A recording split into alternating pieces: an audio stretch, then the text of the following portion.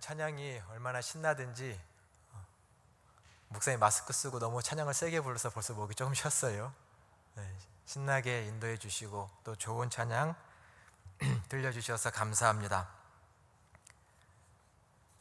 찬양만으로도 참 힘이 나는 예배의 자리라고 생각이 됩니다. 아까 우리 인도자가 말한 것처럼 하나님을 향해 마음껏 찬양하고 마음껏 고백하는 것이 우리의 생명을 살리는 귀한 예배인 줄로 믿습니다. 여러분 이 교회에 나와서 이 자리에 나와서 꼭 힘껏 여러분의 목소리로 다 예배해 주셨으면 좋겠습니다. 자, 사진 한 장을 먼저 보고 예배 설교를 시작하겠습니다. 사진 한 장 보여주시겠어요? 뭔가요 저거? 뭐처럼 보이세요? 수세미라고 그냥 바로 한 번에 말씀을 하시네요. 지난번 우리 에코호그 팀이 여기 나와서 천연 수세미 광고를 좀 했는데 저희 집에서 한번 구매를 해봤습니다. 그리고 쓰기도 했는데요, 물건을 구매했더니 물건에 손편지까지 써서 보내줬어요. 저기 보이시는 것처럼 손편지가 써있습니다. 어떻게 써있냐면 더 나은 내일을 위한 친환경 소비에 동참해 주셔서 감사합니다. 받으신 제품을 만족하셨나요? 천연 소재라 수세미는 첫 사용할 때 물을 충분히 적셔서 사용하시는 것이 좋습니다. 행복하세요 라고 직접 판매하시는 분이 손편지까지 써가지고 이렇게 보내줬습니다. 당분간 우리 계속해서 저 수세미를 쓰면서 친환경 운동에 저도 동참해 보려고 합니다. 여러분들도 앞으로 에코호그 팀이 하는 여러 운동에 함께 해주셨으면 좋겠습니다. 자, 생명과 삶이라는 시리즈 설교를 계속 해가고 있습니다. 우리 요한복음 10장 10절 우리 주제의 말씀인데요, 먼저 읽어보고서 설교를 같이 하도록 하겠습니다. 요한복음 10장 10절입니다. 도둑이 오는 것은 도둑질하고 죽이고 멸망시키려는 것뿐이요 내가 온 것은 양으로 생명을 얻게 하고 더 풍성히 얻게 하려는 것이라. 아멘. 도둑 그리고 선한 목자. 도둑은 속여 빼앗는 자지요, 심지어는 우리의 목숨까지도 빼앗는 자들입니다. 빼앗기 위해서 속이고 또 속이는 자들이 도둑입니다. 특별히 지난 시간에는 마귀를 속이는 자라고 분명한 말씀을 드렸습니다. 마귀는 속이는 자입니다. 속여 빼앗습니다. 속여서 결국은 우리의 기쁨과 행복, 우리의 삶과 생명까지도 송두리째 빼앗아 가기를 원하는 것이 마귀의 실체입니다. 우리는 그것을 분명히 알아야 합니다. 이 땅에 있는 모든 거짓말, 모든 속임수, 모든 폭력, 이것은 다 마귀가 그 배후에 있다고, 영적인 실체가 있다고 말씀드렸죠. 그리고 우리는 그 실체의 악한 관계들을 매 순간마다 정확히 분별할 수 있는 지혜, 영적인 지혜가 필요하다고 말씀드렸습니다. 그런 지혜 차원에서 지난 시간 한 가지 말씀드린 것은 책임감이라고 말씀드렸죠. 마귀는 마땅히 우리가 가지고 있어야 할 그 책임감을 우리에서 빼앗아 버립니다. 일상의 책임감, 우리의 각자의 삶의 자리에, 그 자리에서 학생과 일터에서 가정에서 맡은 여러 일들에서 마땅히 가져야 할 그 책임의 본분을 다하지 못하도록 우리의 마음속에서 그 책임감을 빼앗는 것이 마귀의 역사고 속임수라고 말씀드렸습니다. 깊이 생각하셔야 할 부분입니다. 나는 정말 책임감 있는 사람인가? 라는 것이죠. 오늘은 마귀의 속임수 중에 하나인 가난에 대해서 한번 말해보려고 합니다. 가난함, 배고픔, 이것 또한 마귀가 사람을 속여서 그 비참함 가운데 놓이게 하는 속임수입니다. 당연히 여러분들에게는 그러한 경험이 없기를 바라면서 질문을 해보려고 합니다. 여러분, 가난하셔서 가난으로 굶주려 보신 적 있으세요? 집에 먹을 것이 전혀 없어서, 정말 냉장고가 텅텅 비어서 먹을 것이 없어서 굶주려 보신 적 있으세요? 있어도 선뜻 대답하기는 어려우시겠죠. 그러나 아마 대부분, 또 이 시대에 대한민국을 살아가는 우리라면 먹을 것이 없어서 굶주려 보신 적 없으실 거라고 생각됩니다. 물론 과거에 우리 부모님 세대, 위에 할아버지 할머니 세대들은 배고픔을 경험하신 세대들이십니다. 그런 얘기를 들어보셨을 거라고 생각됩니다. 그러나 여기 계신 우리 특히 청년들, 먹을 게 없어서 배고프신 분들 많지 않을 겁니다. 다이어트 하면서 며칠 굶어 보신 경험, 물을 먹거나 간단한 견과류 같은 것, 과일로 배를 굶어 보신 적은 있어도 먹을 것이 없어서 굶으신 적은 없을 겁니다. 오늘 본문의 주기도문의 일부를 읽었습니다. 특별히 11절에 보니 하나님을 향해서, 우리 아버지를 향해서 오늘 우리에게 일용할 양식을 주십시오라고 기도하고 있습니다. 오늘 우리에게 일용할 양식을 주십시오. 여러분, 이 기도를 절절하게 해보신 적 있나요? 우리가 교회에서 습관적으로 주기도문을 하면서 이 말을 하지만 오늘 우리에게 일용할 양식을 주세요라는 이 기도가 정말 절절한 마음으로 우리에게 드려진 적이 있을까요? 생각해보면 정말 많지 않을 거라고 생각됩니다. 먹을 게 없어 본 적이 없으니까요. 매일 집에만 가면, 냉장고만 열면 어디든 돈이 있고 먹을 것이 있어서 굶어본 적이 저희는 없지요. 비슷하게 혹 지갑에 돈이 좀 떨어지거나 통장에 잔고가 떨어져서 걱정을 한 경험들은 있으시겠죠. 이번 달 신용카드비가 이만큼 나왔는데 갚을 돈이 없어서 걱정하시는 분들도 종종 있으시죠. 하지만 먹을 것이 없어서 걱정하신 경험은 적을 겁니다. 그러나 세상에는 여전히 배고픔으로 또 오늘과 내일 먹을 끼니를 염려하고 걱정하는 사람들이 있다는 것을 저희는 알아야 합니다. 옛말에 그런 말이 있죠. 배고파 본 사람만이 배고픈 사람의 심정을 아는 겁니다. 추워 본 사람만이, 밖에서 집 없이 추워 본 사람만이 그 심정을 아는 거죠. 당연히 우리가 배고픔을 경험하지 않은 것은 감사한 일이고 행복한 일이지만, 한편 우리가 가난을 너무나 모르고 가난한 자에 대해서 너무나 무관심하다면 그 또한 우리의 신앙을 돌아봐야 합니다. 여전히 내 옆에는 가난으로, 배고픔으로 고통받고 괴로워하는 사람들이 있기 때문이죠. 오늘 본문 주기도문에서는 하나님을 향한 7가지의 청원이 나옵니다. 시간상 이 시간 다 하나하나 설명드릴 수 없습니다. 첫 번째 청원은 하나님, 하늘에 계신 우리 아버지여, 당신의 이름이 거룩히 여김을 받기를 원합니다.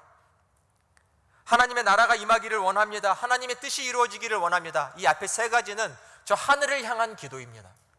하나님의 나라와 하나님의 뜻, 우리의 기도가, 우리의 청원이 저 하늘을 향하고 있습니다. 하나님과 하나님의 영광과 하나님의 나라와 뜻이 이루어지기를 바랍니다. 나머지 4가지의 기도 제목은 오늘날 우리에게 일용할 양식을 주십시오, 우리의 죄를 용서해 주십시오, 우리가 시험에 들지 않게 해주십시오, 악에 떨어져서 고통받지 않게 해주십시오, 우리를 향한 기도입니다. 우리의 삶과 현실, 이 땅의 문제를 놓고 기도하는 것이죠. 나머지 4가지 청원은 이 땅을 향하고 있습니다. 주기도문, 특별히 예수님께서 가르쳐 주신 기도라는 점에서 모든 기도의 원형이어야 하고 가장 바른 기도겠죠. 우리는 이 기도를 바르게 이해해야 합니다. 특별히 인간을 향한 기도 4가지 중에서 오늘날 우리에게 일용할 양식을 주십시오라는 이 기도가 첫 번째라는 것을 우리는 주목해야 합니다. 인간을 향한 이 4가지 기도 중에 오늘날 우리에게 이 일용할 양식을 주세요가 첫 번째 기도입니다. 그러나 이 기도가 정말 우리의 기도는 되고 있나요? 사랑하는 사람들이 병이 들고 크게 아프고 수술을 앞두고 있다면 우리는 정말 간절히 기도할 겁니다. 어서 속히 병이 낫게 해주세요. 하나님, 수술 잘 되게 해주세요. 꼭 수술이 성공해서 아프지 않게 해주세요. 사랑하는 가족이, 부모님이, 애인이 아프면 절실하게 기도하죠. 아픈 일이 있으면 꼭 나와서 이 교회에 와서 기도하는 분들이 많습니다. 그것처럼 그런 절절한 기도가 양식을 구하는 기도가 되고 있을까요? 그러나 예수님께서 이러한 기도를 가르쳐 주셨다면 분명히 이러한 기도가 절절한 사람들이 있을 겁니다. 누굴까요? 누가 오늘 우리에게 일용할 양식을 주세요라고 간절히 기도할까요? 답은 어렵지 않을 것 같은데 누구죠? 먹을 것이 없는 사람들입니다. 오늘, 내일 먹을 것이 없는 사람들이 오늘날 우리에게 일용할 양식을 주십시오라고 간절히 기도합니다. 간절히 기도하죠. 예전에 우리 어머님들이 쌀통에 쌀이 떨어져서 쌀통 붙잡고 기도해 보셨다는 얘기 들어보셨어요? 쌀통에 쌀이 똑 떨어져서 그 쌀통을 붙잡고 기도하신 우리 부모님들이 있으셨다고 합니다. 먹을 것이 없어 절절한 기도가 나오는 것이죠. 오늘 성경에 양식이라고 해석한 아르톤이라는 말은 그 당시 유대인들이 먹는 주식인 빵을 말합니다. 빵, 아주 소박한 빵이죠. 지금처럼 달달하고 초콜릿이 가득한 그런 빵도 아닙니다. 그냥 구수한 빵이죠. 밀가루로 만든 그런 빵이죠. 성경에 나와 있는 이런 양식이라는 말을 굳이 정신적으로 신비적으로 해석할 필요는 없다고 생각이 됩니다. 특별히 주기도문에 나온 이 양식, 일용할 양식은 우리가 매일매일 먹는 그 밥을 말합니다. 매일 먹는 밥. 다 아침, 점심 드셨죠? 먹는 밥을 말합니다. 예수님께서 주기도문에서 특별히 인간을 향한 기도의 첫 번째에서 우리가 먹는 이 물질을 말하셨다는 것이 저는 예사롭지 않다고 생각이 됩니다. 우리의 신앙, 우리의 믿음, 그런 것이 아니라 이 인간들의 첫 번째의 기도가 저들에게, 우리에게 먹을 것, 먹어야 하는 것, 이 물질을 말씀하셨다는 것을 깊이 생각해야 됩니다. 밥은 물질적인 것이지만 없어서는 안 되는 것입니다. 인간의 생존을 위해서는 꼭 필요한 것이 밥이죠. 밥 없이 살 수 있는 사람은 없습니다. 인간은 밥 한 덩이, 물 한 모금에 의존하고 있는 존재지요. 그런 것이 없이는 인간은 하루도 잘 힘있게 살아갈 수가 없습니다. 우리 젊은 친구들은 잘 모를 수도 있지만 나이가 먹으면 한 끼만 안 먹어도 눈이 캄캄해진다고들 하시죠. 어지럽고. 그만큼 사람이라는 존재는 밥이라는 것이 중요합니다. 배고픔은 밥으로만 해결이 될 수 있죠. 아무리 교회 와서 경건하고 좋은 설교를 들어도 한 사람이 가지고 있는 그 뱃속의 배고픔을 달랠 수는 없는 일입니다. 허기는, 배고픔은 밥으로만 달랠 수 있는 것이죠. 중요합니다. 하나님께서는 인간을 그렇게 만들어 놓으셨다는 것을 아셔야 합니다. 인간의 기본적인 필요가 채워지지 않은 인간의 모습, 배고픔이 채워지지 않은 인간의 모습, 아무리 해결해 보려고 해도 해결될 수 없는 그 인간의 마음은 어떤 것일까요? 헤아리기 어렵겠지만 생각해 봐야 합니다. 한 NGO 단체에서 그런 체험 프로그램들을 한 적이 있죠. 지금도 하고 있을 것 같긴 한데, 여러분 기아 체험 이런 거 해보셨습니까? 기아 체험? 제가 어릴 적에도 2박 3일씩 모여서 프로그램을 하는데 밥을 안 주는 거예요. 지금 어려운 밥을 못 먹고 사는 어린아이들이 어떤 심정인지 어떤 마음인지를 체험하게 하려고 2박 3일 동안 모여서 식사도 안 하고 물은 먹으면서 이런 체험들을 했습니다. 배고파 봐야 배고픈 사람들의 마음을 알 수 있기 때문이고 가난에 관심을 가질 수 있기 때문이죠. 좋은 프로그램이라고 생각이 됩니다. 여러분들도 한번 기회가 있으면 꼭 참석해 보십시오. 정말 배가 고파 봐야 배고픈 사람의 마음을 압니다. 유엔에서 지속 가능 발전 목표를 세운 적이 있습니다. 그림을 한번 보여주시겠어요? 유엔 총회에서 지속 가능한 발전 목표, 이런 17가지를 세웠습니다. 2015년에 뉴욕에서 유엔 70차 총회가 열렸죠. 거기서 새천년 발전 목표라는 것은 이제 2015년으로 딱 마무리를 짓고 다음 15년, 2030년까지 새로운 목표를 정한 것이 저런 지속 가능 발전 목표라는 것입니다. 삶의 인간의 중요한 부분에서 중요한 17가지 목표, 또 각 목표마다 세부적인 목표를 세워서 169가지의 세부 목표를 세워서 하나의 헌정을 만들었습니다. 한번 여러분 인터넷에 찾아서 꼭 읽어보시기를 바랍니다. 인류를 위해, 인류의 복지를 위해서 앞으로 당면한 문제와 숙제가 무엇인지를 알 수 있죠. 보시면 첫 번째 목표가 빈곤 퇴치입니다. 빈곤 퇴치. 두 번째 목표는 기아를 종식하는 것. 배고픔을 종식한다. 이것이 목표입니다. 네, 그림 내려주셔도 되겠습니다. 빈곤을 퇴치하겠다. 기아를 종식시키겠다가 지금 유엔 총회가 2030년까지 1번과 2번으로 세운 목표입니다. 이 땅의 굶주림과 가난을 없애겠다. 없앨 수 있도록 온 인류가 노력해야 된다는 것이 목표입니다. 국제 빈곤선이라는 말이 있습니다. 국제 빈곤선 뭐냐면 이 땅에 하루에 1.9달러 미만으로 살아가는 사람들이 몇 명인 줄 아세요? 1.9달러면 얼마죠? 한 2,000원 되겠죠? 2,000 몇백 원? 하루에 2,000 몇백 원으로 살아가는 사람들이 이 땅에 8억 명이나 됩니다. 8억 명. 엄청 많은 숫자입니다. 2,000원이 없어서 밥 한 끼를 못 먹을 수 있는 사람들이 8억 명이 된다고 합니다. 이 땅에 8억 2천만 명이나 되는 사람들이 영양 결핍에 놓여 있다고 합니다. 이 땅의 인구의 9분의 1 정도가 되는 숫자입니다. 1억 5천만 명의 어린아이들이 발육이 부진합니다. 잘 못 먹어서 제대로 팔다리가 크지 않고 키가 크지 않습니다. 몸의 기관들이 잘 성장하지 않습니다.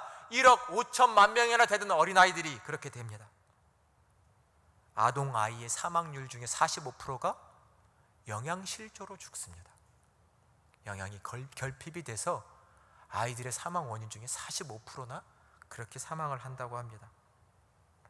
유엔의 보고에 따르니까 2050년이 되면 이 지구상에 있는 20억 명의 사람들이 영양 결핍 상태에 놓일 것이다 라고 지금 추정하고 있습니다.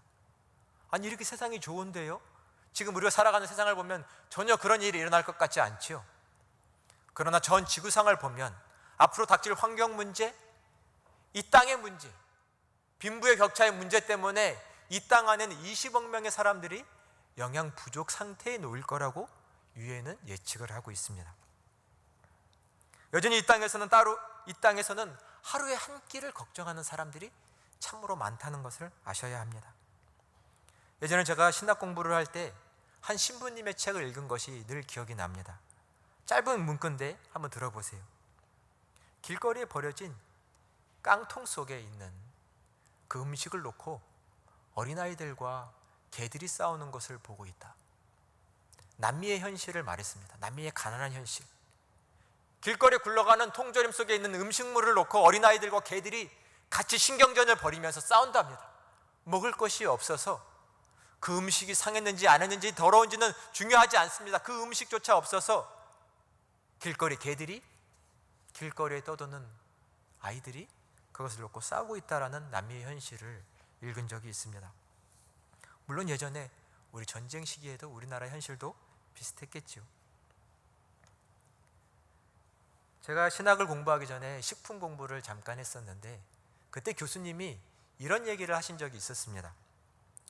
이 땅에, 이 온 지구상에 자연적으로 생겼던 인간이 만들었던 그 모든 생산된 식품의 양은, 식량 자원의 양은 모든 인류가 먹고도 남을 만큼 2배 정도가 된다라고 말합니다. 이 지구상에는 모든 식량 자원의 양은 인류가 먹을 것보다도 2배나 많다라고 말씀하셨습니다. 근데 세상에는 굶주리는 사람이 있지요. 왜일까요? 왜 이렇게 많은 식량이 지구상에 있다고 하는데 왜 굶주리는 사람이 있을까요? 어려운 문제는 아닙니다. 당연히 분배가 잘 이루어지지 않는 것이지요. 유통이 잘 되지 않는 것이죠. 어떤 이윤 추구의 문제에 있어서 초과가 일어나는 부분이 있는 것이겠죠. 여러분이 뉴스를 찾아보셔도 그런 기사를 종종 보게 됩니다. 사람들이 이 땅에 생산된 많은 식품들 중에 4분의 1 정도는 다 버려진다고 합니다. 소비되지 않고 4분의 1은 그냥 버려집니다. 사람의 입으로 들어가지 않고. 우리 청년들은 집에서 음식물 쓰레기 잘 안 버려보시죠? 자취하는 분들이나 조금 버려볼 겁니다. 집에서 버려지는 음식물의 양이 적습니까? 많습니까? 꽤나 많습니다. 음식물 쓰레기가 많습니다. 먹는 거, 버려지는 거, 생각보다 버려지는 것이 많습니다. 그런 것들을 다 모아보니 인간이 만든 식품 생산량의 4분의 1은 다 버려지고 있다라고 말을 하고 있습니다. 이 땅에 있는 음식물 쓰레기를 처리하는 것만도 얼마나 골칫거리인지 여러분 관심 가지시면 좋겠습니다. 제가 설교를 준비하면 이런 생각을 좀 해봤어요. 각 가정마다 참 냉장고, 냉동고가 점점 많아지고 있다, 이런 생각이 듭니다. 냉장고 하나 정도는 있어야겠죠. 근데 냉장고가 2개, 김치 냉장고까지 3개. 냉동고 있는 분이 계시죠? 냉동고 있는 집 있으시죠? 저희 부모님 댁에도 있는데 4개, 많은 분은 5개까지 있으려나요? 왜 이렇게 많은 음식이 도대체 집안에 쌓여 있어야 할까요? 먹고 소비하고 언제나 마트에 가면, 시장에 가면 음식이 놓여 있어서 사 먹으면 되는데, 사면 되는데 왜 집 안에까지 그렇게 많은 기기를 두고 음식물을 냉장으로, 냉동으로 다 보관하고 쌓아놔야 될까요? 한번 생각해 보셔도 좋지 않을까요? 냉동고에 오래 있으면요, 냉장고에 오래 있으면 오래되다가 먹기도 싫어져서 다 나중에 버립니다. 근데 왜 냉장고, 냉동고가 2-3개씩 있으면서 왜 집안에는 그 많은 음식이 쌓여 있어야 될까요? 일주일치, 며칠치 그냥 우리 식구들이 먹을 음식을 사서 먹고 또 사고 하면서 사용해도 될 텐데 우리 안에 자꾸 뭔가 쌓고 하는 마음이 드는 건 아닐지 한번 그런 생각이 저는 들었습니다. 우리가 먹을 것을 어느 정도나 가지고 살면 될지, 우리 특히 젊은 친구들이 한번 더 깊이 생각하고 더 새로운 삶을 열어갈 수 있으면 전 좋겠다고 생각이 됩니다. 곡물을 생산하는 세계 굴지의 기업들이 여러분 바다에다가 자기네가 만든 그 곡물들을 갖다 버리는 장면을 영상으로나 사진으로 보신 적 있으세요? 엄청난 양의 곡물을 바다에 갖다 버렸습니다. 왜 버렸을까요? 그걸 보고 있으면 아이고 저 사람들 저거 왜 버리나, 차라리 가난한 사람들에게 갖다 주지, 세상에 굶어 죽는 사람이 쎄고 쎘는데. 그 사람들은 그런 생각을 못 할까요? 아니죠. 당연히 그 생각할 수 있지만 우선된 목표가 다릅니다. 우리가 생산하는 이 많은 곡물들을 시장에 풀면 어떤 현상이 일어나죠? 제품의 가격이 떨어집니다. 제품의 가격이 떨어지다 보면 기업의 이익이 극대화되지 않죠. 우리의 기업이, 굴지의 기업들이 가장 높은 이윤을 낼 만큼만 제품을 시장에 풀고 나머지는 풀지 않고 또 썩으니 공간을 차지하니 바다에 갖다 버리는 것이죠. 이런 것은 어떻게 생각해야 될까요? 무엇이 식품의 식량에 중요한 걸까요? 식품을 공부하다 보면 단순히 식품이 인간에게 얼마나 좋은 영향이 돼서 인간을 건강하게 할까, 이런 것만 공부하지 않습니다. 식품을 어떻게 유통시킬까, 이런 것도 배웁니다. 유통 아시죠? 쉽게 말하면 이 만든 식품을 저 멀리까지 어떻게 보낼 수 있을까 합니다. 가장 쉽게 말하면 저 먼 곳까지, 서울에서 만들어서 부산까지 어떻게 보낼까, 이 땅에서 만들어서 저 지구 반대편까지, 남미까지, 아르헨티나까지 어떻게 보낼까, 저 바다 건너서 이 식품을 어떻게 보낼까를 연구하면서 하는 것이 유통의 방법을 연구하는 겁니다. 당연히 부패하지 않도록 방부제 같은 것도 넣겠죠. 물론 부패하지 않도록 냉동하는 방법도 있긴 합니다.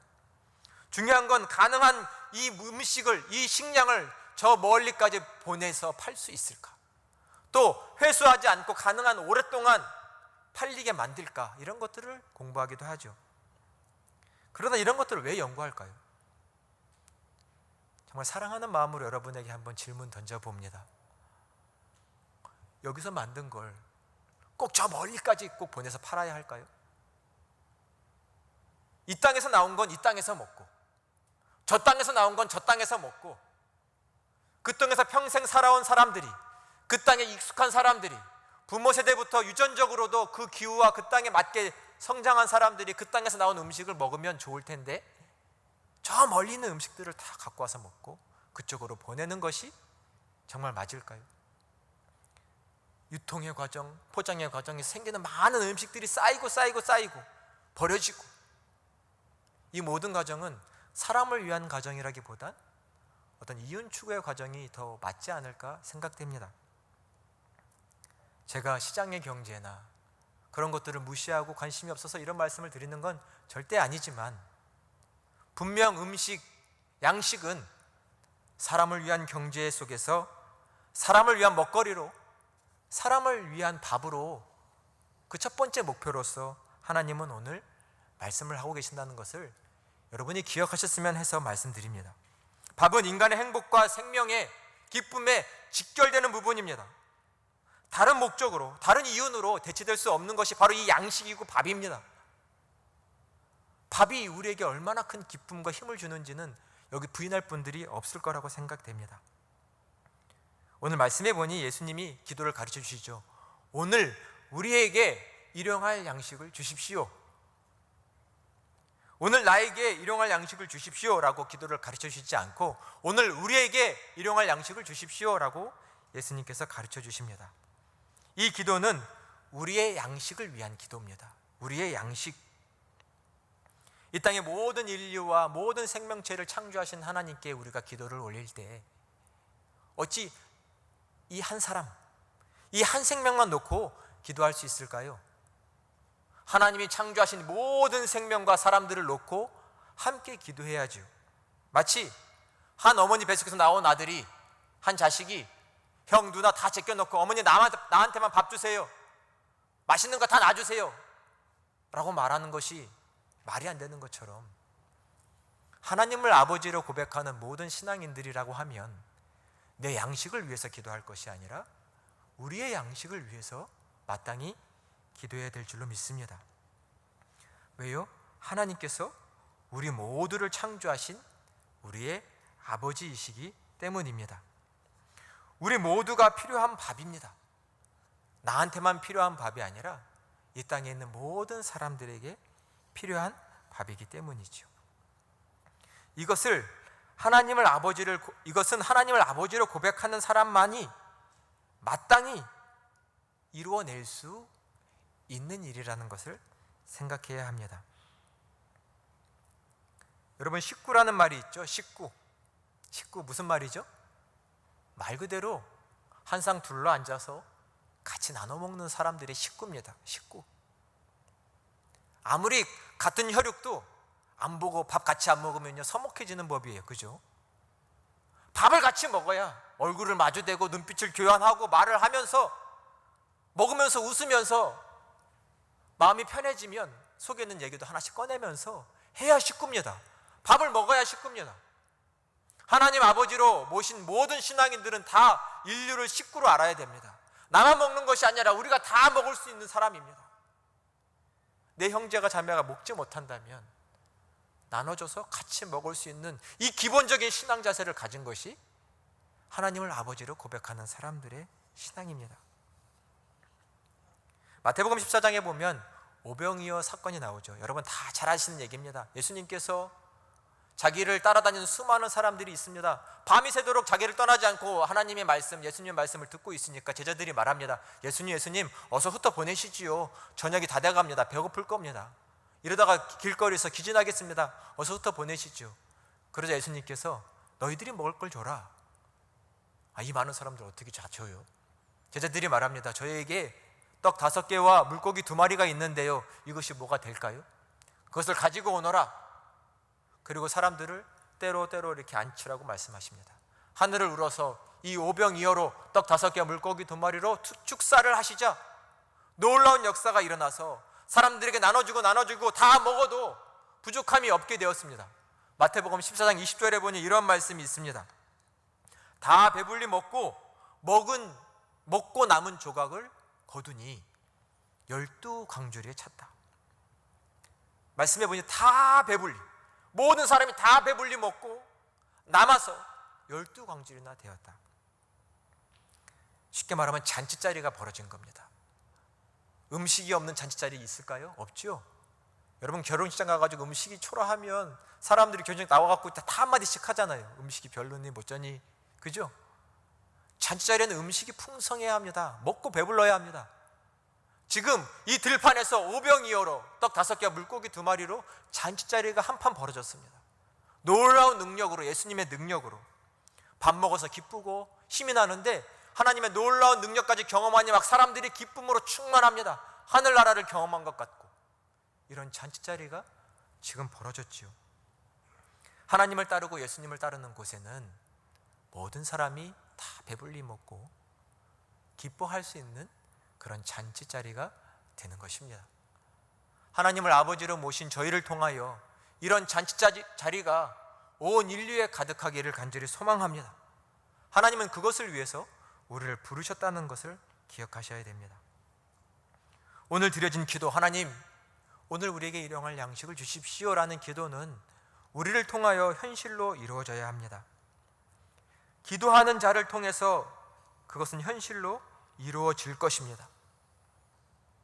오늘의 이러한 기도를 듣고 설교를 듣고 지나가는 사람들에게, 가난한 노숙인들에게 여러분의 지갑을 안 여실 수 있으실까요?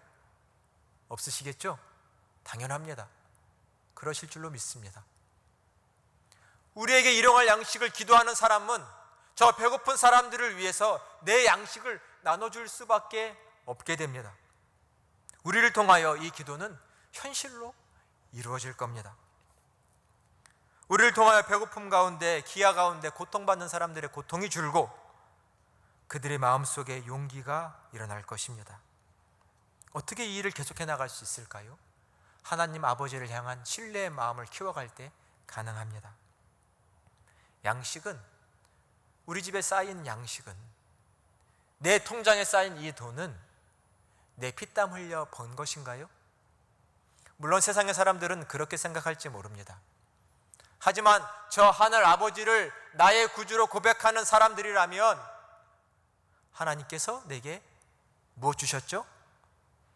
건강 주셔서, 하나님이 나에게 일할 수 있는 밝은 마음과 의지를 주셔서, 일할 수 있는 환경을 주셔서, 낭망하지 않고 일어설 수 있는 희망을 주셔서 이것을 했다, 이 양식을 얻었다, 결국 하나님이 주셨다라는 고백을 통해서 내 것을 나눌 수 있는 겁니다. 하나님이 내게 이 양식을 주신 것은 나 혼자 먹으라는 것이 아니라 식구들끼리 먹어라, 온 인류가 다 함께 나눠 먹어라 주신 것을 고백하는 사람들을 통해서 우리의 기도는 현실이 될 것입니다. 우리의 밥은 지금 이 몸뚱아리의 생명도 되지만 우리의 이 밥은 우리의 영생과도 관련이 있음을 꼭 기억을 하셔야 됩니다. 마태복음 25장에는 이런 말씀이 있죠. 예수님이 영원한 형벌에 떨어질 사람들을 향해 이렇게 말합니다. 너는 이 작은 자가 굶주릴 때 먹을 걸 주지 않았다. 너는 저 작은 자가 추위에 떨 때 옷 한 벌 주지 않았다.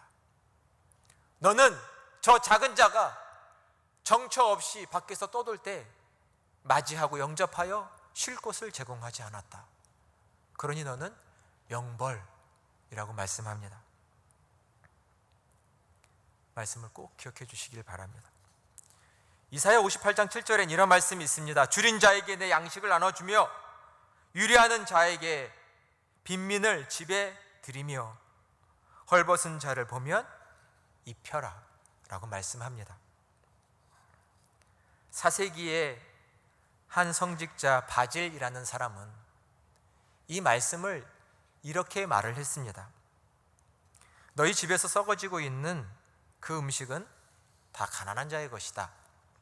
너희 침상 밑에서 곰팡이가 쓸고 있는 신발은 그 신발이 없어서 맨발로 다니는 사람들의 것이다.